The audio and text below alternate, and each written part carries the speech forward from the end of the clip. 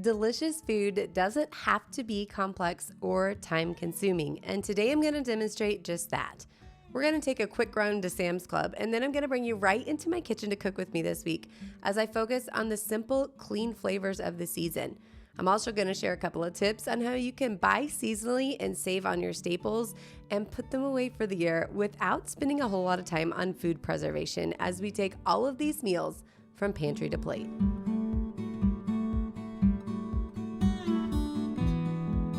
I love exploration and creativity in the kitchen, so I'm often coming up with new recipes and unique challenges to get my crew eating things that they've never even heard of before.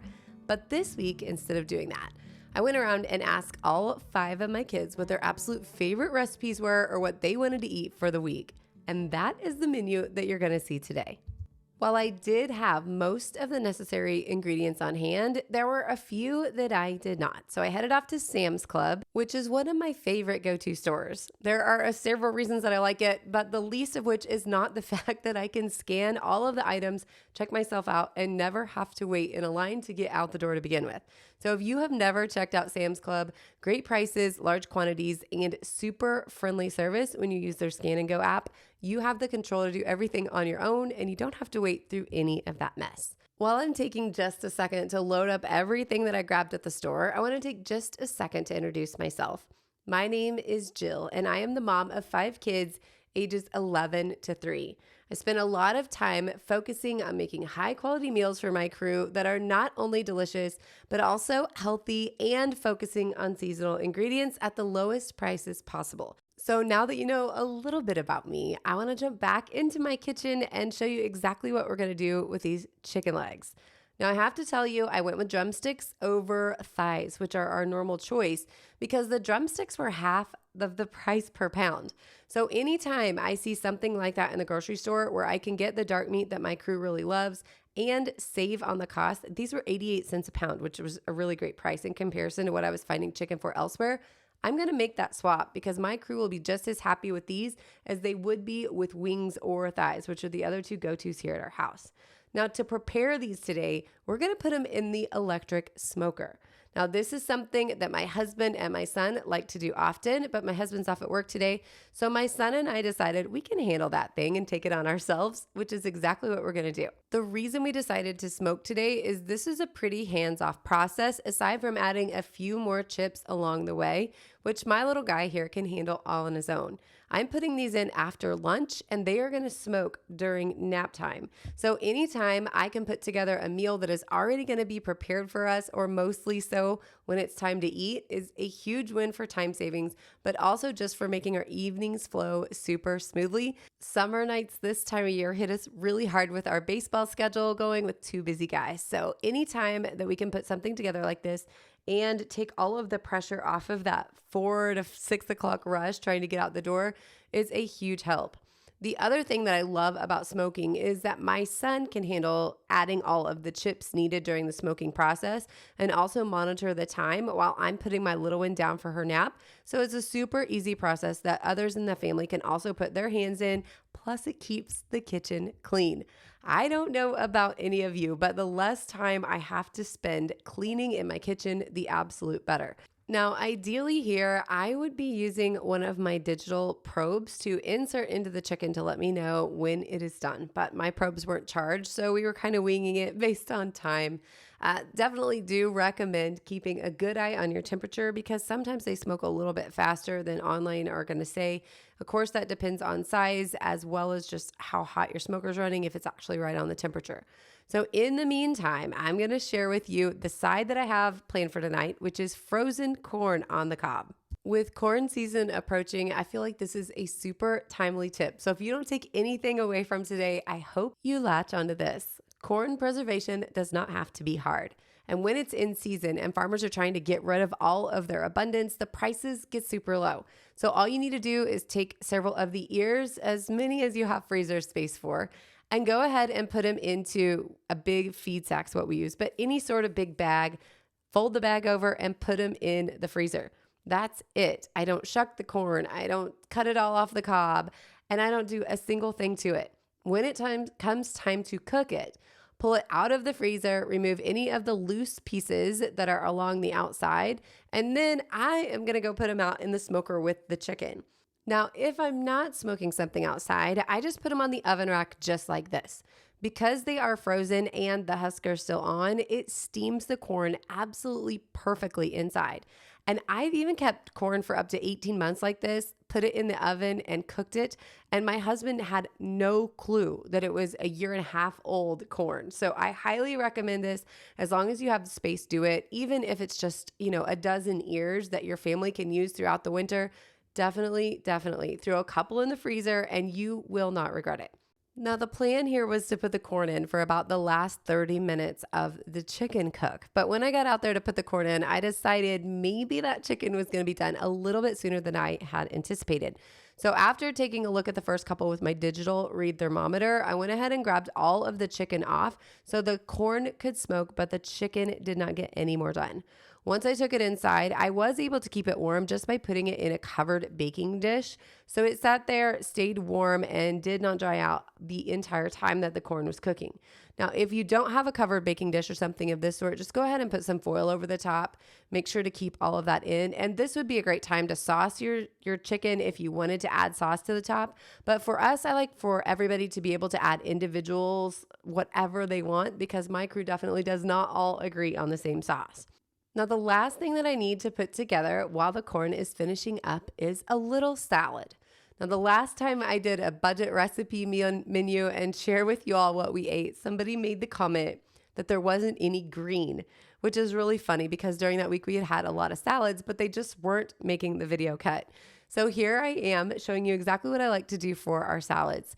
This is lettuce that I have growing right outside the door. So every time we need a little bit during this time of year, I just come out with my salad scissors and go ahead and cut it up straight into the bowl. After I get everything that I need cut, I take it inside and give it a good wash. So for those of you that are curious, yes, this will get washed.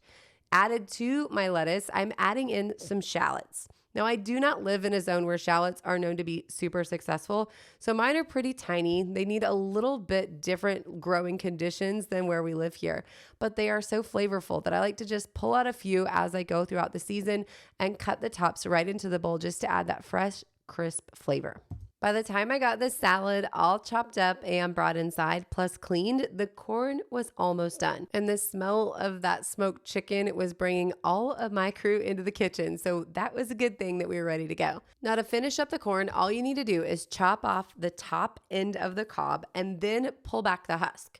You can leave the husk attached if you want to use the bottom as a handle, or you can just go ahead and break that off. I have several kids that want it both ways, so I kind of just do a variety and let everybody pick the plate of their choice.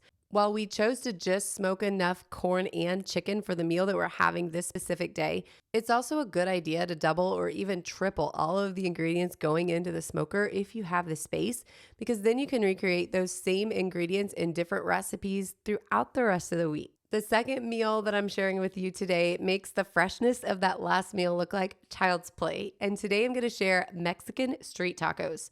So the first thing that I'm doing right after lunch again, which is my favorite time to prep dinner, is to go ahead and cut up all of the ingredients for a pico de gallo. When you are making something like a fresh pico, it is really good to give it a couple hours to set in the fridge. That extra time with the salt and the lime and the onion and tomato all together really adds a lot of depth to the flavor that you don't get when you serve it right away. Now, I will also bring to your attention that I am making way more pico than needed for this meal. When I take the time to make it, I like to make enough to where my kids can snack on it for quite a while throughout the week to add as an extra snack. So this is definitely something that you could cut drastically, I would say at least by half, and save yourself a little time on the front end if you're just using it for the meal at hand. Now, this time of year, I rely a lot on my garden for ingredients, but my onions and tomatoes are not quite there yet. So it was absolutely painful for me to actually purchase tomatoes at the store. But my cilantro is good to go. So I decided to head outside and harvest all the cilantro that I needed for this recipe. Having even just an herb garden can really save you a ton of money in the kitchen, because when you're purchasing things like cilantro, fresh basil, oregano, and all of that type of ingredient, not only are they hard to keep fresh inside, but they're also really, really inflated price-wise in the grocery store. So even on a balcony or in a window in your home or a grow light on your counter, if you have the space to have a small herb garden of any kind, it will save you a large amount of money over the year. If you are curious at all about gardening, I do want to point out that I have another channel called the Hometown Homestead, where I focus more on all things gardening and food preservation wise. So I actually put up a garden tour last week, which I will make sure to link at the end for anybody curious about what all I've planted this year and how it's going. But now that I got the cilantro back inside, I did give it a rinse, stem it, chop it up, and then add it in with the other ingredients. The last thing that I'm adding is actually a lime essential oil. The reason that I love to use the essential oil is because I do not have to keep fresh limes in the house all the time. They often will go bad before we use them, so being able to just use a few drops of essential oil as well as some salt to give it its final flavorings is a really nice way to use shelf-stable ingredients that stay fresh all season long. Now that the pico is all put together and stirred up, I am putting it into the fridge for a couple hours while we move on to next steps. When making a meal like this, there are a few different things to consider. One is freshness. The second is how much time you have to put into it. And the third is controlling the ingredients. When you balance all of those out, you'll find out what's best for your family. You might decide to purchase the pico and the guac from the grocery store, or you might decide that you only want organic and you're going to make it all at home. My ingredients are not all organic, but I do love to use what I'm growing out in the garden to pull into these recipes anytime that I can. And I also love being in the kitchen and having my crew being helpful like they are right here. Anytime they can come in and get involved and get messy, they are absolutely up for it. And they both love guacamole as well as avocados. So this one was a natural fit to have my crew come and help with. Avocados can be a little bit temperamental. They go from being unripe to overly ripe, it seems like in the blink of an eye. So if you are purchasing avocados at the store, make sure to get a good feel for them, know what you're looking for, do a little Google research if you're not familiar with avocados and what to look for, because it will make a world of difference between having something that nobody wants to eat or is hard to cut apart and having something that tastes amazing. Also, if you're not familiar with avocados, I do want to give you just a quick moment about their health benefits because you might want to add them into your diet. They are known for being hugely helpful for heart health because they are proven to impact cholesterol. They're also super helpful for weight management and may support vision and gut health, which are super important for me as a mom of 5 littles. Now, the last 2 main ingredients of this meal are items that I meal prep well in advance and put away for days when we need a quick meal. I have a canned Mexican brisket that I made on my other channel a while back. I keep it on the shelf and pull it out for things just like this, but it's also great in place of pulled pork or if you're making nachos at home. Anywhere you need those really nice Mexican flavors in a meat, using a canned brisket is a really, really easy way to get a protein done really fast. After you get the jar opened, all you need to do is drain off the juice and make sure to reserve it for later because that stuff is so good. So put that in the fridge and you can use it in place of stock at a later point. But then go ahead and brown up the beef in a cast iron skillet. Really, the meat is already cooked. All you're looking for is to get that crunchy, nice texture on the meat when it's done. And I threw on some homemade tortilla shells. These are sourdough, which I pulled out of the freezer. I make them in advance and then just batch cook them and pull them out as needed. But when I do that, there really isn't much to this meal besides the pico and the guac. That's all the time it takes. So if you were to purchase the pico and the guac, this is like a 5-minute meal because all of the ingredients come together so beautifully to make such a delicious meal. Now, if you are using fresh limes in your guac or your pico and you want to go ahead and squeeze one right on the top, that would be a nice addition. And if you want to use a Mexican style cheese instead of the shredded cheese, of course that works as well. I just love ingredients that multitask, so we just threw a cheddar on top. And that's also a really nice mix if you want to avoid the taco shell completely and serve it over rice like a Mexican street bowl. So really delicious flavors, super easy to put together, and an amazingly delicious meal. The next meal is one we could eat every single week and never get tired of it, and that is cabbage steaks with regular steak and garlic scapes. Now to get started, it's just the cabbage steaks. All you do is take a head of cabbage and slice it up, put it on a roasting pan and put it in the oven. This is going in at 425. The goal here is to get it brown and caramelized and really let those flavors develop. It takes around 45 minutes in the oven, just depending on what else you're putting in there and if your oven is running right on temp to get it done. In the meantime, it's time to prep our protein. We are going with a couple huge ribeyes from our new selection that we just picked up from the butcher last week, as well as a couple Denver steaks. Now, the Denvers are actually the favorite of a couple of my littles, but they are cut from a beef chuck roast. It's not a widely available cut in a lot of different grocery stores, but if you're doing custom butchering or you have a butcher that you can make requests for, it's a really delicious steak. It is less expensive than many of the others because it is just coming out of that roast, but it still has a lot of connective tissue in it, so it's really soft as it cooks up. Because we already have the oven going for the cabbage, we are cooking these up inside. So I'm just going to get these salt and peppered on both sides and then take them over to the cast iron skillet. I did go ahead and insert my digital temp probes inside these steaks, so I knew exactly when they were going to be done. I put the Denvers in first and then put one of the ribeyes in before realizing I was going to not have enough room in this pan to put the other one in. So I went ahead and heated up an additional cast iron skillet to do the last steak in, so I was able to get it all in the oven at the same time. To cook my steak on the stove, all I want to do is get that pan screaming hot, sear the first side, and then flip it over and put it in the oven. Now, in that last shot, I was trying to get one of my digital meat thermometers inside the steak. I didn't do that before I started processing because one of my probes had not charged properly. So normally I would put that in completely raw and make that a little bit easier. The last ingredient going in for the evening is going to be a garlic scape. Now, this is the first time that I've actually grown hard-neck garlic and had scapes to pull off and bring inside and cook up, and they were so good. But it is garlic season, so if you're at your local grocery store and see some long, curly, cute-looking things that are kind of unknown, make sure to check them out because what they are is the hard part of the garlic that comes off and it gives a curl. If it were to continue to go, it would turn into the flour. But when you pull them off, it sends all of the energy back into the garlic to really increase the size of the bulb. So by pulling these off, we're increasing our yield with the garlic later. And right now we're getting an additional side that is really delicious.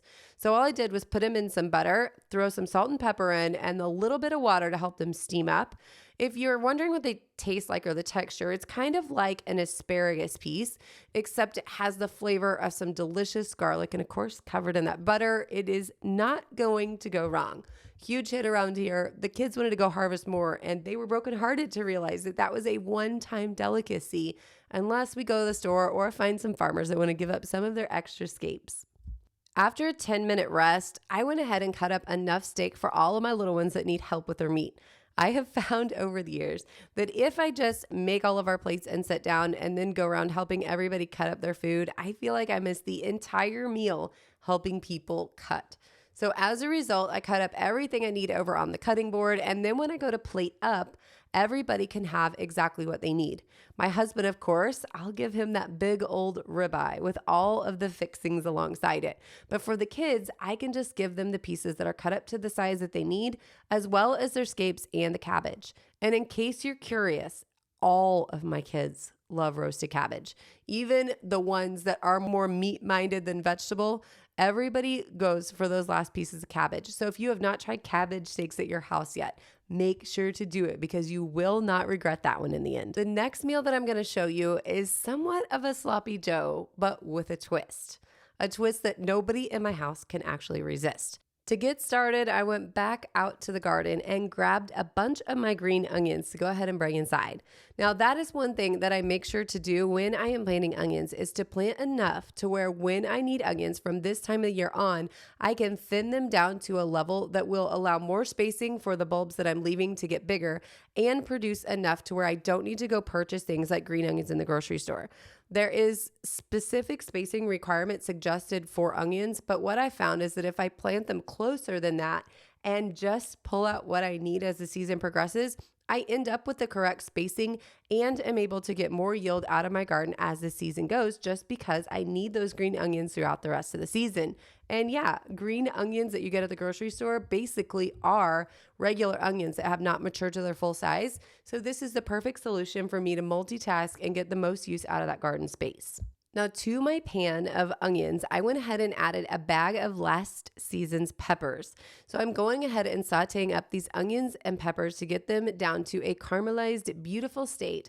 So where I can increase the flavor and get a really nice addition to the sloppy joe that we're getting ready to make. Now, because this recipe is such a hit, instead of just doing the amount that I needed for this specific meal, I'm using 3 pounds of burger, which is actually a little bit bigger than I probably should have done in this skillet, but it ended up working out okay anyway, because my goal here was to make sure that I had enough for a second meal. This one is something that every single time I make it, my crew is like, why is that gone already? Can we have more? So when I make sure to make a mental note of those meals and duplicate or even triple the recipe so I don't have to have that question on standby so much, it really makes a big difference.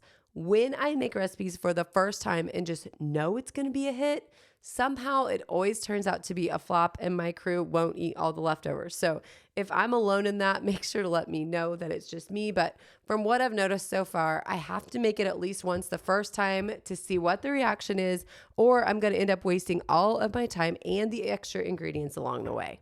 With the browning complete, I did go ahead and drain off all of the grease in the meat and then added salt and pepper before going ahead and putting those peppers and onions back in the pan. Once I got those all mixed up, I went ahead and added a few more ingredients that take this burger not just from a sloppy joe, but to a Philly cheese sloppy joe, which is what my kids love so much. Now, if you remember back in my Sam's Club cart, I grabbed a ton of Philadelphia cream cheese. I use that not just for the bagels in the morning that my girls absolutely love, but also for recipes just like this. So it's getting 6 ounces of Philly cream cheese, plus a tablespoon of Worcestershire, some ketchup, and garlic powder. Now, if you're curious on the specifics of the entire recipe, I will make sure to go ahead and link that down in the comments, as well as any other recipes that I've used during the creation of this video. I know it is often hard to remember all of the ingredients and what went on during the process, so making sure to have those links down below is a great resource, not just for you, but also for me if I ever forget specifically which recipe I used at the time. Now, I often do make changes and modifications, but what I'm leaving down there are the basics of how I got where I'm going, and you can always look back to see if any changes were made along the way. Now, once I got all of those ingredients really well incorporated, I went ahead and added slices of provolone to the top. That is what gives this stringy, ooey gooey texture, and also what helps keep it together a little bit more when it's on the bun. Now, again, in an effort to maximize my time, I made this right after lunch and then went ahead and put it into an Instapot on the keep warm setting, so it was ready as my crew needed to have a bite before we headed off for the ball games, but also to stay warm for that fourth meal when we get home. I hope our week's recipes have given you some great inspiration, and if it has, I would appreciate if you would hit that like and subscribe. It helps brand new channels like mine more than you know. I'll see you back next week, friends, but until then, enjoy.